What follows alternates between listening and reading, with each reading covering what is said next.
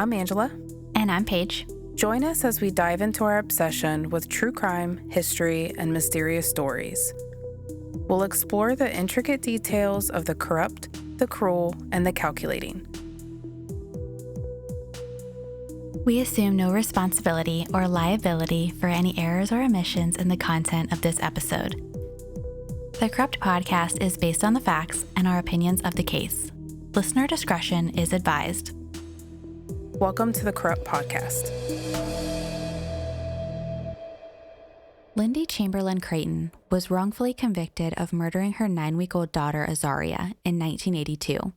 Lindy would notoriously yell out, "The dingo got my baby," upon discovering her daughter missing. The case would divide 1980s Australia. It would be over 30 years before Azaria's official cause of death was determined and the case to be closed. Before we get into the details, I thought we should kick it off on dingoes. Kangaroo Jack. Have you ever seen Kangaroo Jack? Yeah. I love that movie. My favorite part was when they were surrounded by the dingoes. And I can't remember their names, but there was two men. And the one of them was heavier set. And he's like, "Charlie, why are they looking at me like that?" And he was referencing to the dingoes. And the other guy, Charlie, was like, "Well, that's because I'm the green leaf salad and you're the all-you-can-eat buffet." I will always remember that. See, I remember this from Seinfeld, where Elaine sits down. Have you seen that episode where Elaine sits down and she mocks the lady? I don't think I've seen that. In an Australian accent? Oh my gosh, you're missing out on life. That is how I knew Lindy Chamberlain's case as a young child. Oh. Yeah, didn't realize it was a true story. Also, this would have been the 90s, so my parents wouldn't have known that it was a wrongful conviction situation. But it was everywhere, and we're going to talk about that a little bit too. Yeah. But that's how I know Australia was Elaine sitting down on the couch and making fun. You know, Seinfeld, they make fun of everybody. Yeah. Dingoes are wild canines native to Australia. Dingoes were possibly brought over 4,000 to 5,000 years ago by seafarers as domestic dogs and hunting companions. The size of a dingo would be similar to our small to medium-sized dog or coyote, weighing in at 20 to 35 pounds on average. Different from dogs in a horrifying way is that they have extra joints in their legs/wrist area and more flexible neck. A dingo's neck can turn in a circle almost completely behind its back without moving its shoulders and go almost straight backwards, touching its backbone. This is absolutely crazy. Paige sent me this video, okay, of the flexibility of a dingo. And let me just tell you guys, it's incredible. It's incredible how far the neck can go, just completely behind, touching their back pretty much. It's almost like a horror movie. The whole neck just twists all the way around. Yeah. And you're like, oh my gosh, that has to hurt. And the dog just springs back. It's like, I'm fine. Meanwhile, I'm staring at my dog laying in the corner, side-eyeing her. I'm like, no, I couldn't do that. I actually did it with my dog just to see. I did. But gently, obviously, not hurting my dog, just to see how far his range of motion was. And he gets a quarter of a turn, and then his shoulders start to turn, right? Your body starts to angle itself. Because my husband and I, we watched this video and we debated, surely our dog can go pretty, almost that far, right? No, he cannot. So he did get snags. He got all the puppy pets, not hurting him at all. But as soon as his body started to move, I stopped and I was like, oh my gosh, this dog, this dingo can go almost 360 with its neck. Okay. Paige's dog has this problem where he stares you down intensely. You're over there just visiting and you're just chatting away, and then you just look at the dog and literally on all fours, he's in this stance. Pouncing, stalking pouncing you. Stance. And just his eye contact with you is almost like a human. And you're like, what? Yeah, he's staring into your soul. So I can just imagine you keep doing this to him. And his eyes are like just bug-eyed, staring you guys down. Like, you do this to me again and you're done. No, I think he was actually okay with it because he was like, ooh, puppy pets and Scooby snacks. Again, no animal abuse in the filming of this episode. 100%. As soon as his shoulder started to move, I stopped. But it is a good representation. You guys can find this video on YouTube. We'll drop it in the links as well. Just amazing. You cannot grasp how different a dingo is from a dog until you watch this video because they look so similar. Mm-hmm. A dingo's wrist literally has more range of motion than I do. They've been known to reach through a fence, literally bend their wrist and grab out an egg. They're like the mice of the dog world. Their head is the widest part of their body. So if the head gets in, the dingo's in. Prior to the 1980s, dingoes were treated as more of a nuisance wild dog, but in reality, dingoes are actually Australia's largest land predator. Dingo attacks on humans are rare, but when they do attack humans, it's usually young children and teenagers, which was not something documented in the 1980s. I actually thought they were a lot smaller than they are? Yeah, than they actually are, because they almost remind me of a husky or an Akita. Like they're very stocky. They're very stocky, and they look like they have 200 layers of fur, and they just have this, like, their ears are pointed, and they just have this, like, kind of, I don't know, like a husky kind of vibe to them.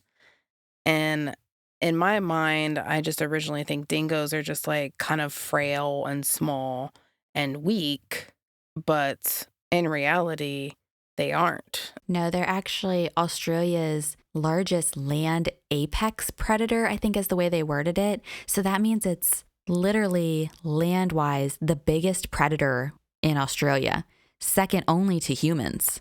Also, how can anybody live in Australia? Like, how can anybody survive there? There are so many things that can kill you, right? The spiders, the snakes, the kangaroos fight back. The dogs. The kangaroos have muscles. Like, they have triceps, biceps, everything. You name it, they have it. We have some Australian listeners, so I would love to get an email with some feedback about maybe some scary situations they've had or just life in Australia. How do you survive? And if you know any of the Hemsworth brothers, just mention our podcast. Just like slide it. Just contact us and we'll just we'll give you like a sticker or something, send you something, and you just slide it to one of them. Just one of them. It doesn't have to be anybody in particular. Chris Hemsworth. But just like get it in there and we'll treat you very well. I'm going the opposite way. I don't need the Hemsworth brothers. Can you just get me to Australia? I want to come. Can we just adventure? Did you not hear? Things can kill you there.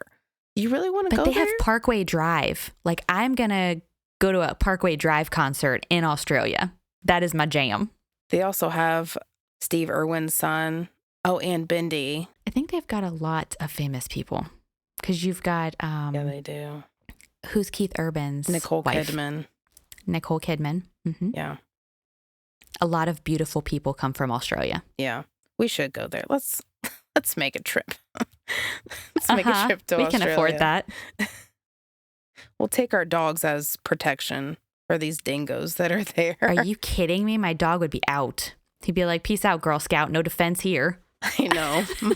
Mine is like 71 years old. She won't make it.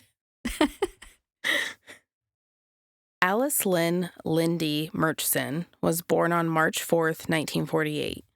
Lindy's father was a pastor for the Seventh-day Adventist Church. At the time, the church was not well known and even disliked as being radical in Australia.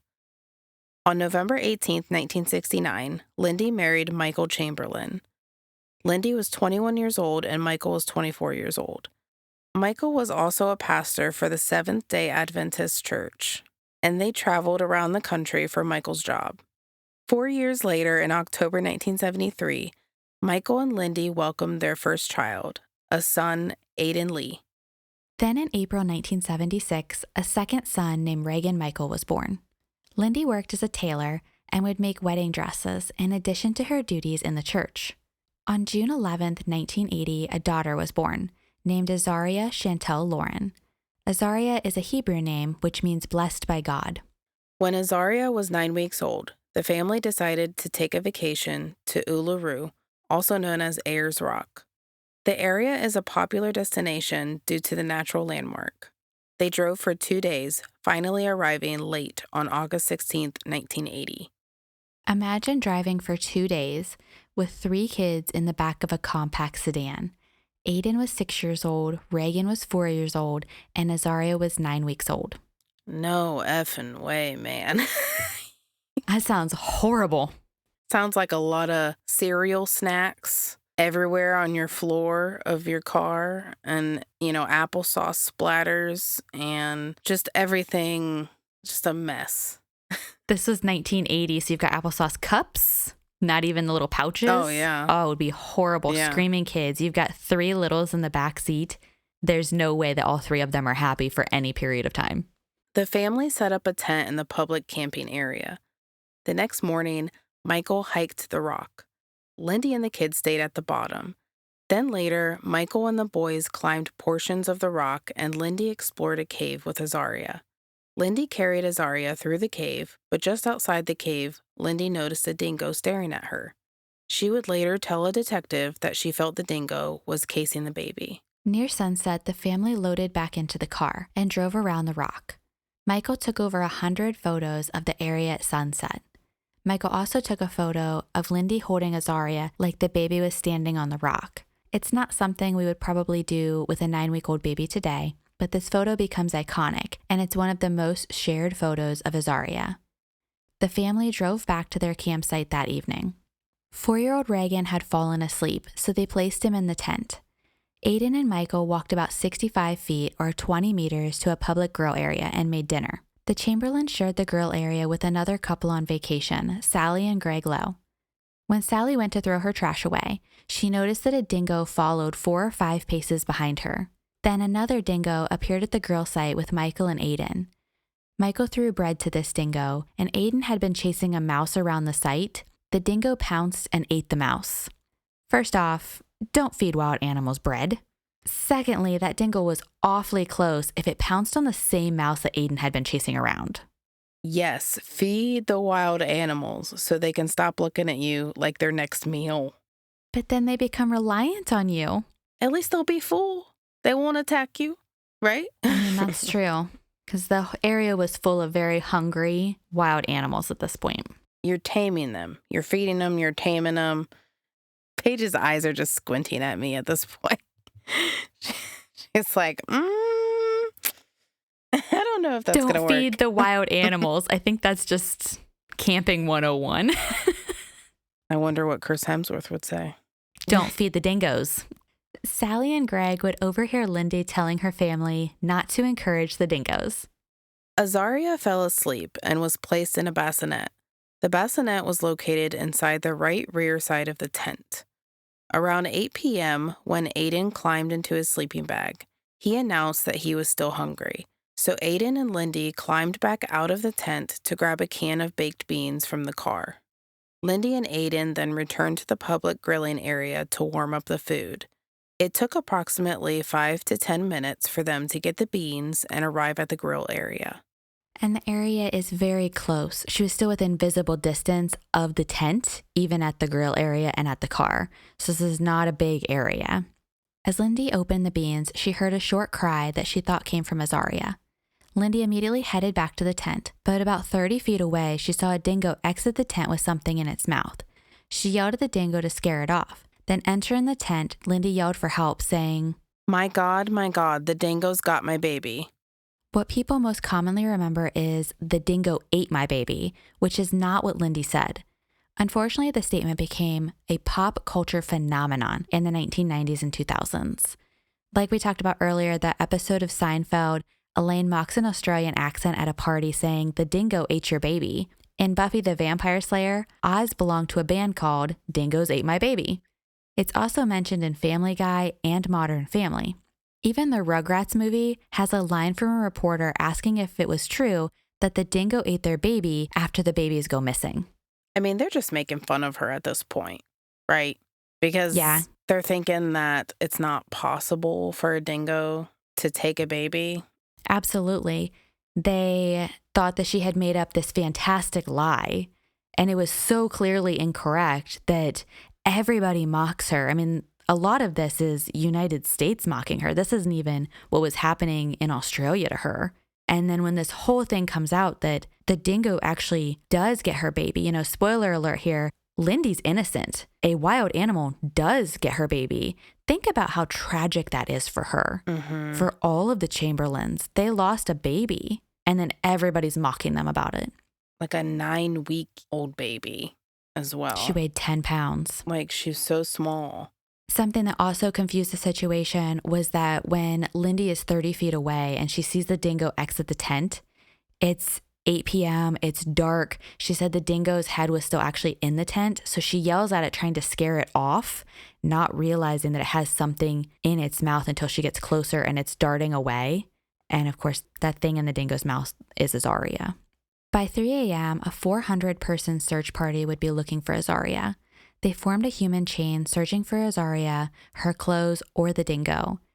Other than dingo tracks in the area, there was no sign of the baby. Michael would tell another camper that Azaria was probably dead already, which did not help them later when the tides turned. Frank Morris was the first investigator to arrive at the campsite.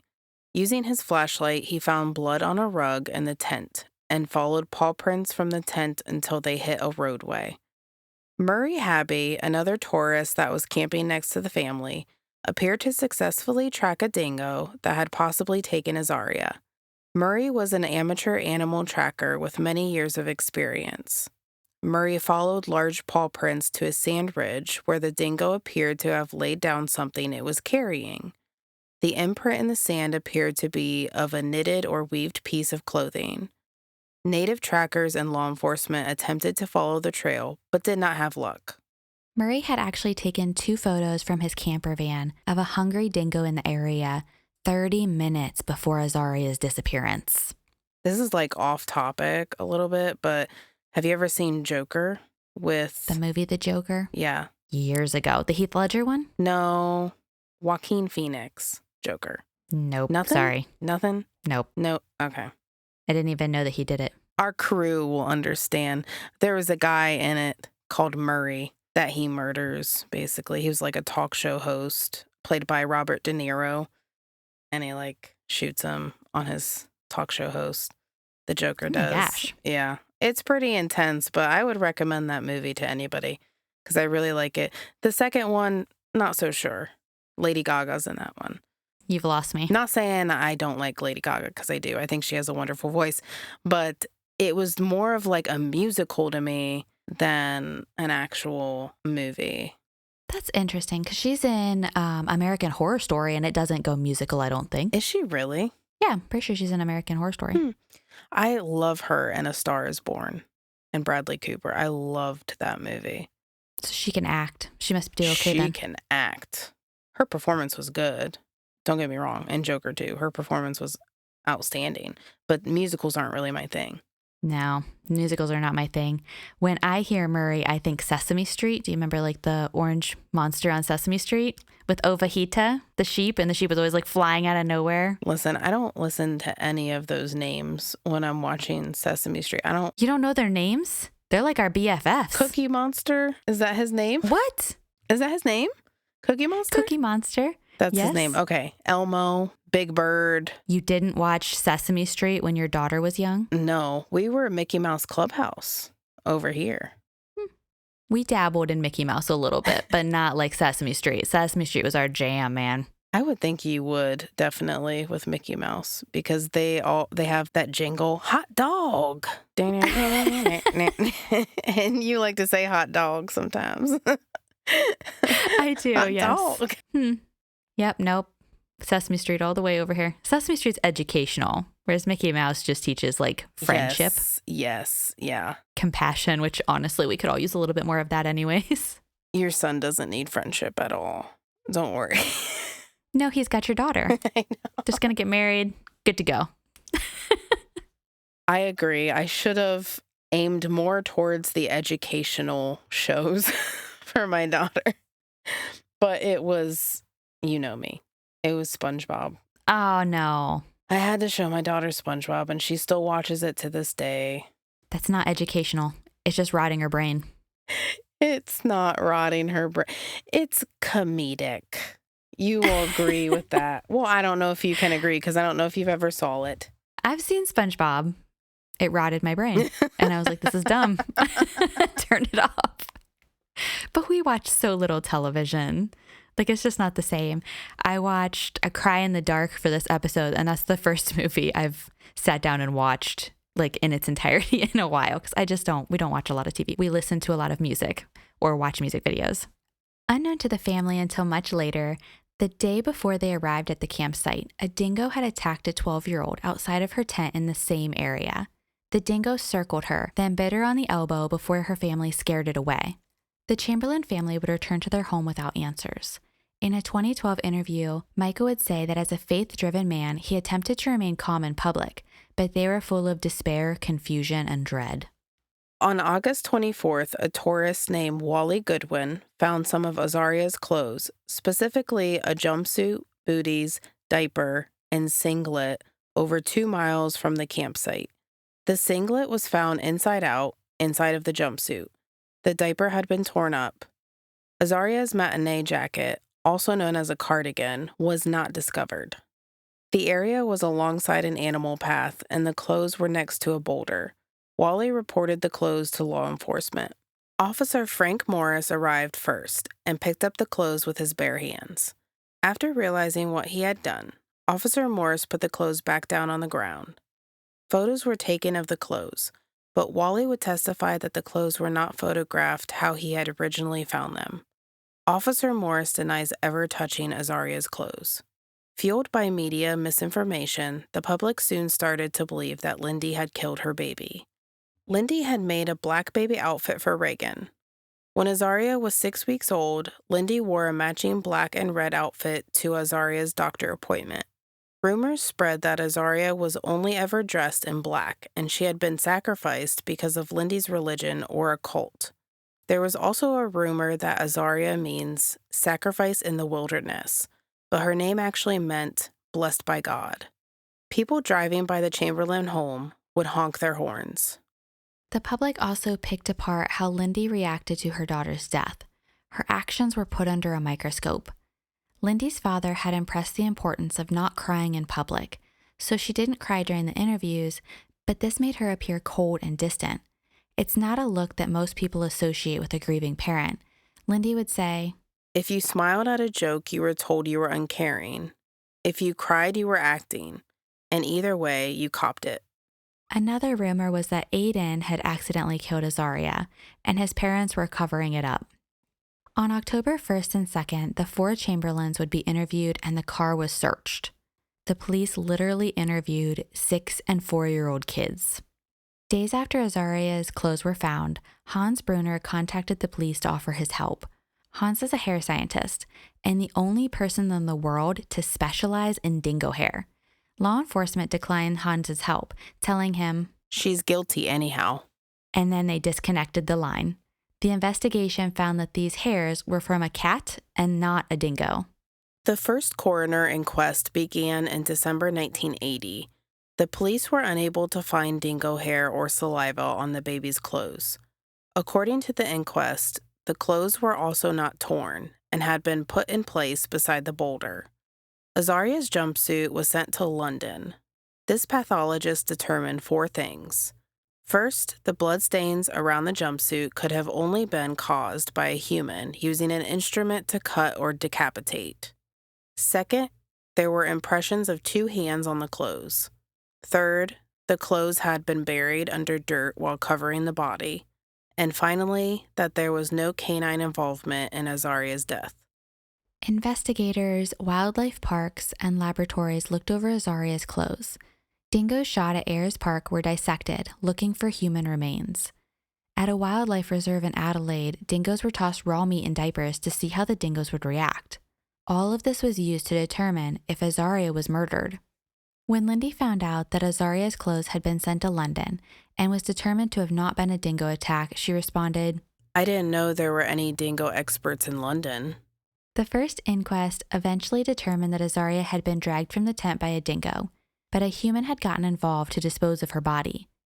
Lindy was interviewed and she was determined not to have the will or motive to murder her child. Even with the coroner's findings, the police continued their investigation. Known as Operation Okra, the Chamberlain home would be searched for 4.5 hours on September 19, 1981. The search warrant was not provided to the family, and they didn't realize Lindy was a suspect for murder. At the same time, key eyewitnesses also had law enforcement show up at their door asking about Azaria's disappearance. That November, the Attorney General, Chief Minister Everingham, requested to void the December 1980 coroner inquest and open a second inquest. This push was due to a large amount of blood found in the Chamberlain car. The second coroner inquest began on December 14, 1981. This inquest had a new coroner, Jerry P. Calvin. Jerry found that Azaria had been taken from the tent and murdered by Lindy in the family car. According to Jerry, the murder weapon was most likely a pair of scissors. The jumpsuit had a small tear that was more likely to have come from scissors than a dingo. Biologist Joy Cool was also called to testify that she found fetal blood in 22 locations in the car, including underneath the passenger seat. In February 1982, Jerry reviewed the evidence along with newly provided blood evidence. They removed the findings of dingo involvement from the first inquest. Lindy would be charged with murder and Michael with assisting after the crime. The trial began on September 13th. The jury was selected with 9 men and 3 women. I felt this was really odd that it was a majority of men. Unfair. It should be even, split down the middle. They must have thought that men would be more willing to forgive her, or maybe more willing to convict her. I'm really not sure. Women are definitely going to be more, I don't want to say more invested, but maybe more emotionally involved. Obviously, both parents very invested in a 9-week-old baby. But if you have a majority of women, I think that's going to sway this one way or the other. So I thought that was really interesting that it's 9 men and 3 women. That's a good take on it. I didn't think of it that way. The women might be more emotionally invested than the men. As a mom to a 9-week-old baby, they would have been there. The prosecutor, Ian Barker, would open the trial by saying that Azaria had died quickly because her throat had been cut. He continued by saying, "The Crown does not venture to suggest any reason or motive for the killing. It is not part of our case that Mrs. Chamberlain had previously shown any ill will toward the child." Fellow camper Sally Lowe would be called as the first witness. Sally testified that Lindy had been away from the grill area for 6 to 10 minutes to lay Azaria down in the tent. Sally also stated that she heard the baby cry and it came from the direction of the tent. This hurt the prosecution's case because 6 to 10 minutes would be pretty fast for Lindy to murder Azaria and then hide her body. Azaria would have also been unable to cry out like Sally heard. Sally's husband Greg was also called to be a witness. When asked if he saw Michael or Lindy cleaning blood from inside their car, Greg said he didn't see them clean in the car, and the area was pretty busy around the cars, so someone would have noticed that. The trial continued with other witnesses for the defense saying they had heard a dingo growling outside the tent less than 5 to 10 minutes before Lindy cried out. The prosecution witnesses testified on the strange behaviors of Lindy and Michael. One witness said that Michael showed up at her camper saying Azaria had been taken by a dingo and was probably dead. The same witness also described a 15 to 20-minute walk Michael and Lindy took alone together, which the prosecution said would have been enough time for the parents to bury Azaria. Azaria's clothes were also used as evidence. The blood on Azaria's singlet proved that her blood flowed down, similar to being cut by a sharp instrument at her neck. The 53rd witness would be Joy Cool, our biologist who found fetal blood in the car. This blood evidence would be the most damning piece of evidence against Lindy and Michael. The defense attempted to prove that the blood found in the car was from a bleeding hitchhiker the Chamberlains had picked up in 1979, but Joy showed the difference in fetal blood and adult blood. She testified that it was fetal blood found in the car. A juror would later tell Lindy that they had no idea what Joy had said in her forensic report, but she smiled at them and seemed nice enough, so they believed her. Bullshit much, Joy? A lot, as we find out later. My goodness. The jurors also stayed in the same hotel as the prosecution and police officers, even having dinner and drinks with one another during the trial. This is surely not allowed today. No, and it wasn't allowed then either. No. Oh. But it didn't help Lindy at all. It didn't stop them, apparently. Nope. Lindy took the stand in her own defense. She described the clothes Azaria had been dressed in. She had a white knitted marquee jacket with a pale lemon edging. And this is describing that matinee jacket / cardigan that Azaria had been wearing. She walked through the details of the evening. Lindy also cried on the stand as her actions were picked apart by the prosecution. Michael was also called to the stand. The media would say Michael's testimony was lacking in spirit and nonchalant. The defense's own forensic expert testified that Joy's fetal blood finding may have been flawed and produced a false positive. The defense also provided a dingo expert. This dingo expert stated that dingoes kill with very little blood. They're actually known to fillet their victims. Very little blood involved here. Yeah, super graphic when we're talking about a baby, but that's typically how a dingo would eat. In addition, a dingo would grab prey of Azaria's size by the head and then shake the prey to break their neck. Yeesh. This scarred me. Like that poor baby. It's horrible. And I think that is forgotten a lot, that this was a child that died. Lindy received so many death threats that the court assigned a police officer for her as a bodyguard. After a 6-hour and 15-minute deliberation, Lindy would be found guilty of murder on October 29, 1982. She was sentenced to life in prison with hard labor. Michael was also found guilty of being an accessory after the fact and sentenced to 18 months, but his sentence was suspended.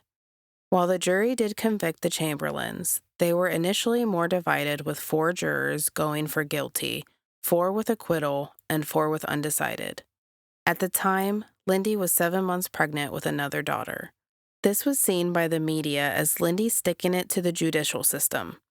She was on trial for the murder of one child while pregnant with another. Across Australia, the guilty verdict was celebrated. Kalia Chanel Nakari Chamberlain was born in custody on November 17, 1982. Kalia means desired one, the waited for, or the beloved in Hawaiian. Lindy was able to spend 1 hour with her daughter before she was taken away. Kalia would spend the first 3 years of her life in foster care with the Miller and Hughes families.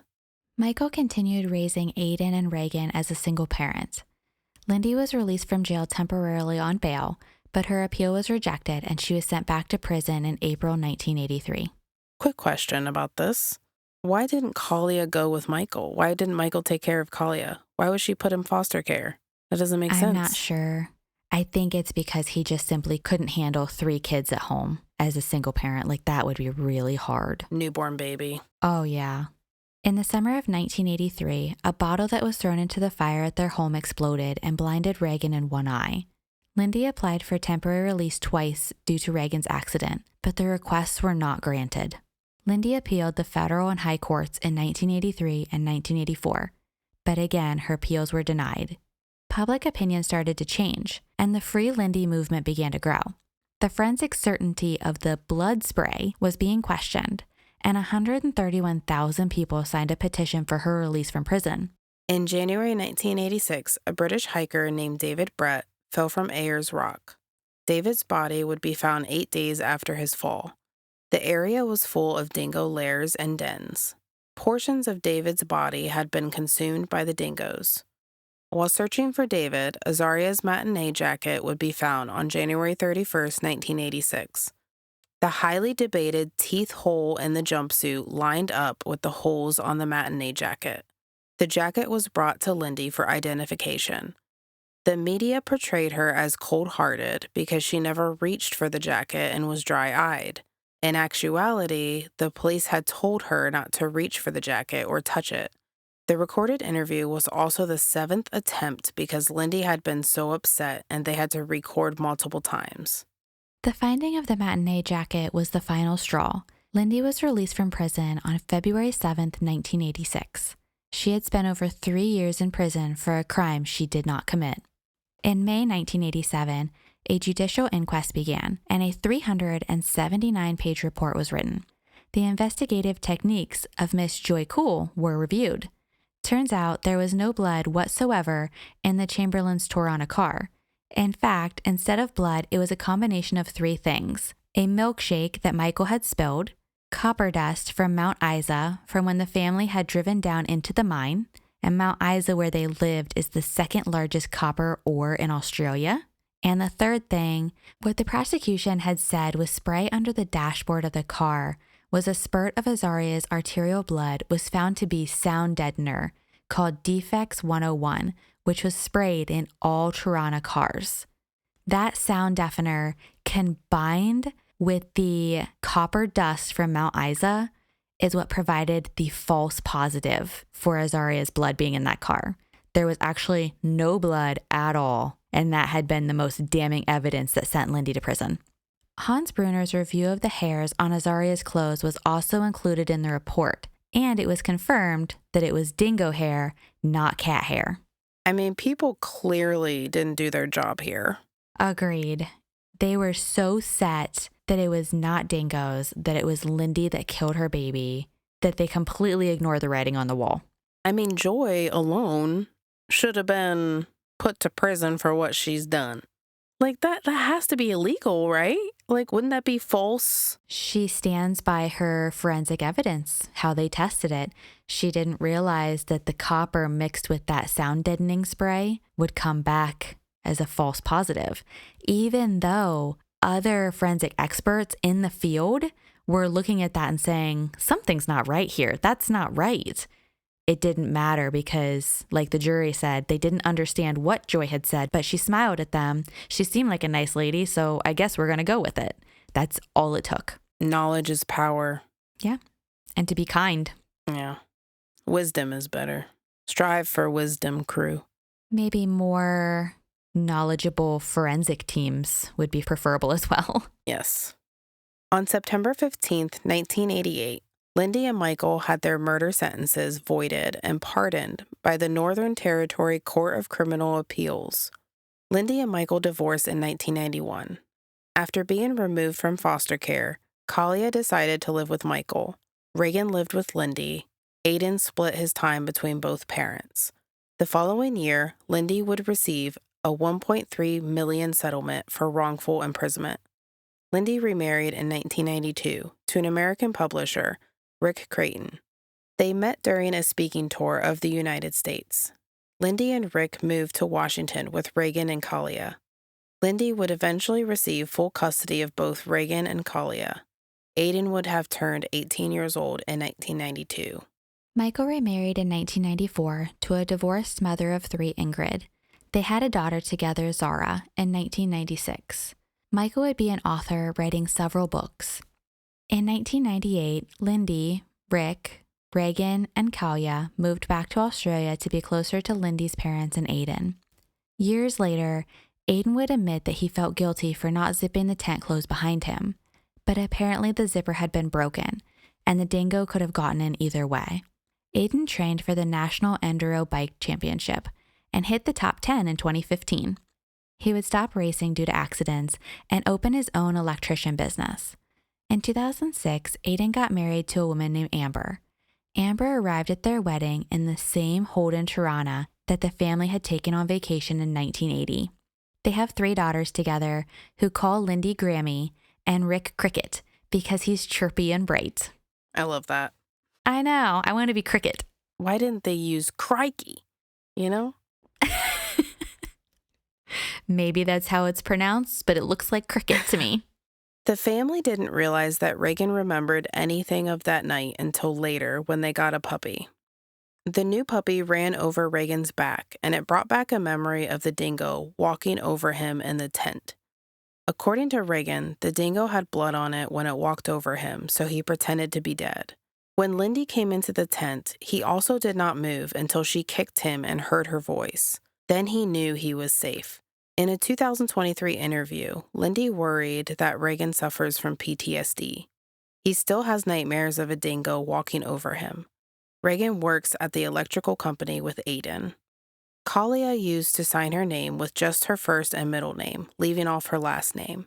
She said that it avoided the conversation about her parents to anyone that didn't already know. Kalia married a software developer in 2007. She was walked down the aisle by 4 dads. First Michael, then to foster dad Wayne Miller, to foster dad Owen Hughes, and finally to her stepfather Rick Creighton. Kalia moved to the Virgin Islands. Lindy says that all of her children grew up into good, kind, smart human beings in spite of the drama they suffered. Take a second to think about the trauma that all the kids went through. At 6 years old, Aiden would have been old enough to remember most of the events and the aftermath. Reagan saw the dingo, had an accident that resulted in losing his eyesight, and obviously remembers the aftermath. Azaria lost her life. Kalia went into foster care. All 3 surviving kids lived without their mother for 3 years. The 4th and final coroner inquest began in February 2012. The inquest found that without a doubt, a dingo had fatally attacked Azaria Chamberlain on August 17, 1980. Azaria's death certificate would be changed from unknown to dingo attack, 31 years after her death. Michael passed away from complications of leukemia in 2017. Lindy and the children flew in for Michael's funeral. The wrongful conviction would appear in books, movies, and an opera. The movie A Cry in the Dark was released in 1988. Based on the book Evil Angels, it stars Meryl Streep as Lindy and Sam Neill as Michael. I watched this movie and I thought it was really well done. They kept it really close to the facts, which I truly appreciate. I don't think that they had Meryl Streep say that iconic "the dingo got my baby" line, and they do show Michael raising Kalia, but they really leaned into how hard it was and still is on the family. Have you seen that movie before? Nope, but it's Meryl Streep, so it has to be good. I don't know that I've seen any of her movies, like her 1980s movies. Yeah, not 1980s, but she was beautiful. She's beautiful, and she nailed it. Like her acting when she goes to the tent and finds the baby gone, man, she nails it. Like it's great. Yeah. Devil Wears Prada. Ever seen it? Yes. See, that's what I remember more that era. We found a movie, ladies and gentlemen, that Paige has saw. They do exist. I have seen some movies. Few and far between, mostly PG, apparently. In 1999, Michael published a book titled Beyond Azaria, White Light, Dark Light. The book is out of print, but you can still find used copies online. Doesn't Azaria mean blessed by God? Yes. So I wonder if that kind of has like a hidden meaning to it, like beyond blessed. I could be reading too much into it, but... No, I think you're on the right track because I'm pretty sure Michael leaves the Seventh-day Adventist Church. I think he still stays a pastor, but just not part of that church anymore. Like he's not a Seventh-day Adventist anymore. So maybe it could mean beyond the blessing of God, white light, dark light. Still doesn't quite make sense. Yeah. Lindy released her autobiography, Through My Eyes, in 2004. The book appears to be available in print only, with signed editions selling for $300. Her book would be adapted into a TV miniseries in the same year. $300? I know. That's a lot. I know, that's what I thought too. Lindy the Opera, released in 2002. The 3-act opera told the story of Lindy, Michael, and Azaria. They released the music onto CD and vinyl, which you can buy for $45. This is much more my style. The vinyl. I was really enticed by this. Yes, Yeah. The vinyl and the opera. And it's really unique. She had to have approved this, right? With them doing the No. opera? No? I don't think so. Ouch. She didn't have to approve any of it. Ooh. Even the original interviews that they give with the media, she thought it was going to portray them in one light, and it portrayed them in a completely different light, and that's how things just spiraled. So I doubt that she approved making an opera. Lindy travels for seminars and lectures discussing grief and loss. She also discusses what life was like for her in prison. Lindy believes that reform is needed for the jury selection and education of the jurors. In Lindy's case, jurors with any type of education, like a teacher, lawyer, or doctor, were excused. The jurors didn't understand the technical jargon thrown around or the forensic evidence. Lindy hopes that a panel can be created of unbiased experts to bring the technical information into layman's terms. If she can get that done, it would be a fantastic idea. Yeah. It would have definitely helped her. Mm-hmm. Lindy's advice, when she talks about her situation and her time in court, she literally says that her number one advice is do not trust the police, which is a pretty tragic statement. Why were the teachers and the lawyers and the doctors excused from being a juror? That's just a question that's rolling in my mind. It's not for legal reasons. I looked this up. Australia and the United States, you still qualify to be a juror. If you're a teacher, lawyer, doctor, you have a higher education, you can still be a juror. This was more whoever was helping pick, like the defense and the prosecution teams picking the jurors, they nixed out every single one that had any type of education. She was left with more like tradesmen, housewives, things like that did not understand. And maybe that was the prosecution's want or desire there. It was like, we're going to throw around all of these big words, but have all of these people that maybe don't have a college education or it's not a doctor. I'm not sure because, just because you have a college education or not does not mean that you're smart. However, it does seem like it worked for the prosecution in this situation. Well, and confidence is key, right? So if Joy was like confident and kind and smiling, they would believe her. Absolutely. And they did. Yeah. We would love for you to become part of the Corrupt crew. You can find us on Patreon with multiple tiers and PayPal. This will score you our appreciation and will announce your name in a future episode. Both links are in the episode notes. Case suggestions and feedback can be emailed to us at corruptpod@gmail.com. The sources for this episode would be listed in the episode notes. You can find us on Instagram, Facebook, and Threads. Don't forget to subscribe to catch our new Corrupt content. Please also leave us a review wherever you're listening to this episode. Bye. Bye.